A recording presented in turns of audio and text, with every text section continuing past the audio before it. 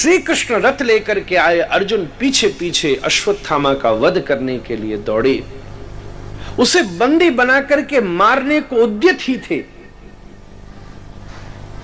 श्री कृष्ण ने उकसाया भी कि तू द्रौपदी को वचन देकर आया था इसका वध कर, पर अर्जुन ने कहा नहीं, मुझे इसके मुख में अपने गुरुजी का दर्शन हो रहा है, मैं नहीं मार सकता।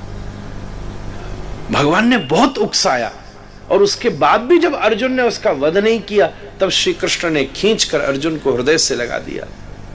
इतने भीषण क्रोध के बाद भी पार्थ तेरा विवेक समाप्त नहीं हुआ, इसलिए तो तू मेरा फ्रेंड है। जीवन में भाऊजी क्रोध सबसे पहले विवेक को नष्ट करता है। क्रोधात् भवति सम्मोह, सम्मोहात् स्मृतिविभ्रमः, स्मृतिविभ्रमात् बुद्धिनाशो, गीता में क्रम है। क्रोध से बुद्धि नाश हो जाता है।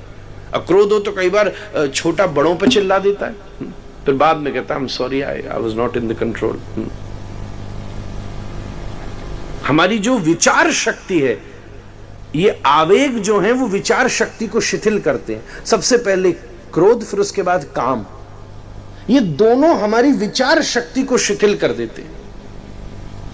पर अर्जुन, जिसके हाथ में तेरे बच्चों का रक्त लग रहा हो, उसको देखने के बाद भी तूने ये अपनी जो निर्णयात्मक शक्ति है इसको खोने नहीं दिया।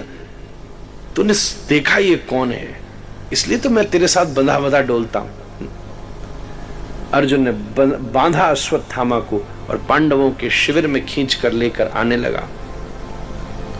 भीम आदि बड़े प्रसन्न हुए, हुंकार मारने लगे, हम इसको छोड़ेंगे नहीं। पर बंधे हुए आते उस अश्वत्थामा को जब द्रौपदी ने देखा तो जोर से चिल्लाई, मुंचता मुंचता मेष ब्राह्मणो नितराम गुरु। अरे इसे छोड़ दो, इसे छोड़ दो। पहली बात ये ब्राह्मण और दूसरी बात गुरु, गुरुपुत्र। इसने गलत किया है। पर मेरे मन में विचार आया कि अपने पुत्रों को मृत देखकर जो कष्ट मुझे हुआ है, इसे मारकर अब मैं वो कष्ट अपनी गुरु माता को कैसे दूं? वो पहले ही कष्ट में है अपने पति के जाने से। हमें इतनी जल्दी निर्णय नहीं करना चाहिए। युधिष्ठिर के गर्व की सीमा नहीं रही। वाह, मुझे लगता था द्रौपदी हमारी पत्नी बनकर बड़ी हुई है, आज मुझे एहसास हो रहा है उसके पति बनकर हम ही धन्य धन्य हो गए।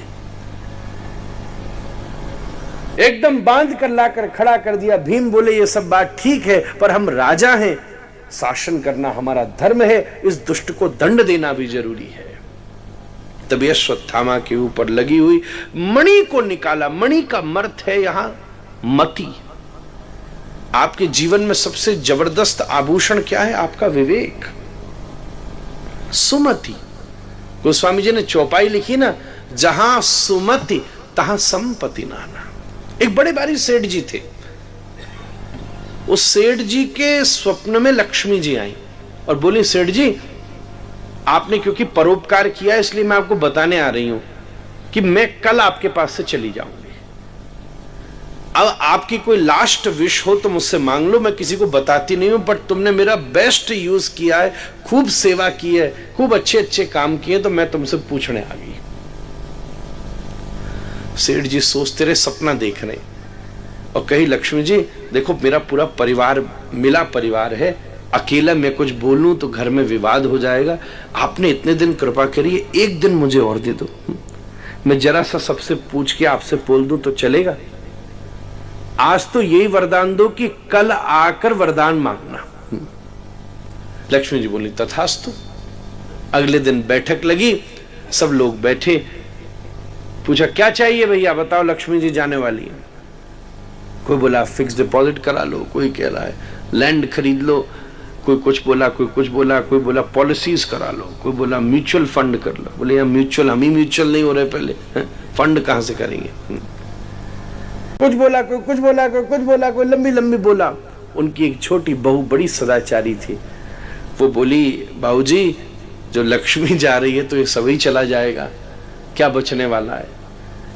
मैं तो ये चाहूं कि आप लक्ष्मी जी से कहो कि मेरा पूरा परिवार सुमतिवान रहे, सोच अच्छी रखे, अगर सोच अच्छी रहेगी तो विपरीत समय में भी हम कैसे न कैसे काम निकाल लेंगे। सेठ जी को बात जच गई, सोए। आज फिर लक्ष्मी जी स्वप्न में आई, बोली हाँ क्या बात है सेठ जी, आपने कल वरदान मांगा था कि मैं आज आके वरदान मांगू, तो लो मैं आज फिर से आ गई, और वो भी आपकी इतनी तवज्जो कर रही हूं क्योंकि आपने इतना अच्छा काम किया, तो मैं किसी से नहीं पूछती। सेठ जी बोले लक्ष्मी जी हमने निर्णय किया है कि आप मेरे पूरे परिवार को सुमति दे करके जाइए। लक्ष्मी जी ताली बजा के हंसने लगी, बोले लगता है तुम्हारे घर की किसी लक्ष्मी ने तुम्हें यह सलाह दी है। बोले हाँ मेरी बहू है, बड़ी सदाचारी है, उसी ने ये बात कही थी। बोले वो समझ गई, अब तो मेरे जाने का रास्ता ही बंद हो गया। बोले क्यों? क्योंकि जहां सुमति तहां संपत्ति नाना, जहां कुमति तहां विपत्ति निधाना। ये सुमति ही मणि है। आपके जीवन में सुमति खत्म हो जाए तो अपन खुद ही सब समाप्त कर लेंगे। अश्वत्थामा ने जाते जाते उत्तरा के गर्भ पर खींचकर चिड़ में ब्रह्मास्त्र छोड़ दिया। उस उत्तरा के गर्भ में इस पूरे कुल खानदान का एकमात्र वंशज था। उत्तरा श्री कृष्ण के शरणागत हुई और भगवान श्री कृष्ण ने उसके गर्भ की रक्षा करी। अब भगवान श्री कृष्ण ने युद्ध के बाद बुआ कुंती से द्वारिका जाने की अनुमति मांगी। बुआ ने अनुमति तो दे दी, पर जब भगवान रथ पर बैठकर जाने लगे तो बड़े प्रेम से पुकारती, हे कृष्ण न जाओ, हे कृष्ण न जाओ। अच्छा जा ही रहे हो तो बुआ को एक चीज तो दे जाओ। बोले क्या चाहिए बुआ? विपद संतु न सस्वत तत्र तत्र जगत गुरु। जब से मेरे ऊपर विपत्ति थी आप मेरे साथ थे, और जब सुख आया तो आपने जाने को मन बना लिया। तो मैं तो एक ही चीज मांगू कि आप खूब विपत्ति ही मुझे दे जाओ, जिससे कम से कम आप तो जाने का मन न बनाओ। कृष्ण बोले बुआ तेने ये क्या मांग ली ना, ऐसा मत बोले, मैं कुछ देर और ठहर जाता हूं। बुआ जोर से हरि नाम कहने लगी, कृष्ण नाम कहने लगी। विपत्ति और संपत्ति ये दोनों हमारे लाइफ में सुख और दुख सिचुएशनल तो होते ही हैं, पर सिचुएशनल से भी ज्यादा परसेप्शनल होते हैं। आप कभी भी एनालिसिस करके देख लीजिएगा। एक ही परिस्थिति को दो विचारों से लिया जाए।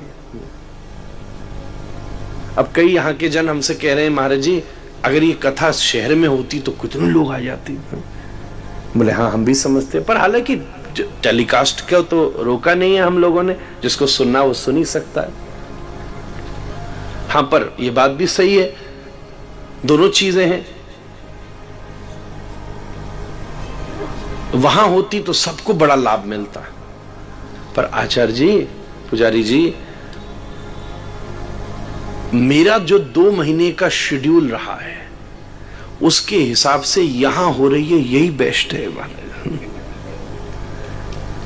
नहीं तो सीताराम ही हो जाना था हमारे। मैं तो आभार कर रहा हूं। अपन आप जब मिले उस टाइम तो हमारी डबल ड्यूटी चल रही थी। एक साथ ऐसा बंधन हो गया, सवेरे उज्जैन में कथा, शाम को इंदौर में कथा, फिर उसके बाद एक जगह, फिर उस कुंभ, फिर कुंभ में तो ऐसी दौड़, कुंभ में भी हम डबल जगह, सुबह सुबह दौड़ दौड़ के भी जाता, सुबह काष्णी महाराज, शाम को उदासी, ओहो करते करते कम चलते चलते चलते चलते कम से कम महीना 1.5 महीना बाद बड़ा सुंदर प्रभात आज नियमावली से प्राप्त हुआ, बड़ा आनंद आया। तो एक चीज के अलग अलग नजरिए देखने के, अलग अलग नजरिए। और इससे एक और मन में जिज्ञासा बनी कि इतनी पास तो आ गए, अब फिर कभी हनुमान जी कृपा करें तो बिल्कुल ही पास बैठकर सुनावेंगे। अलग अलग अलग, हाँ देखो ताली भी बजा दी इन्होंने तो। ऐसे समय समय पर अलग अलग अनुभव होते।